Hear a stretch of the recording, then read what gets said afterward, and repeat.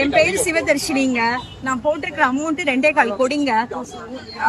2 வருஷம் தான், ஒரு தடவை கூட மெச்சூரிட்டி வாங்கலங்க. 30 லட்சத்துக்கு நான் மந்த்லி பேமெண்ட் கூட வாங்கலங்க.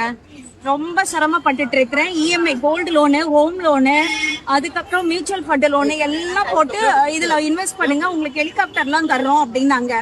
ஹெலிகாப்டர் தர கூட வேண்டாம். இப்ப பிஞ்சு போன செருப்பை போட்டுட்டு நான் தெருக்கோடியில நிக்கிறேன். ஆக்சுவலி ரொம்ப கஷ்டப்படுறோம். வாழ்வாதாரமே ரொம்ப சிரமமா இருக்குது. ஏன்னா மாசம் நான் 1.5 லட்சம் இஎம்ஐ கட்ட வேண்டியதா இருக்கு. இன்ட்ரெஸ்டோட வேணும்னா ப்ரூஃப் தரேன். இப்ப என்ன ஸ்டேஜ்ல ஆக்சுவலா இருக்கு? ஆக்சுவலா போலீஸ் கேஸா இருந்ததுல அது என்ன யூடபிள்யூல வந்து பண்ணிட்டு இருக்காங்க. ஆட்கள் கூட கூட இவங்க வந்து லேட் ஆகுது, நீங்க தான் கம்ப்ளைண்ட் கொடுத்துட்டீங்களா, அங்க வாங்கிக்கோங்கன்னு சொல்றாங்க. நானும் எல்லா விதத்தையும் கேட்டு பார்த்துட்டு தான் இருக்கிறேன், போராடிட்டு தான் இருக்கிறோம். அவங்க வந்து எதுடா சாக்குன்னு சொல்லிட்டு நொண்டி குதிரைக்கு சறுக்குனது சாக்குங்கிற மாதிரி பண்ணிட்டு இருக்காங்க. மனசு வச்சா பண்ணலாம், எல்லாத்துக்கும் ஒரு வழி பிறக்கும். மனசு வைக்கணும்ல, சரியா வச்சாதானே சரியா பண்ண முடியும்.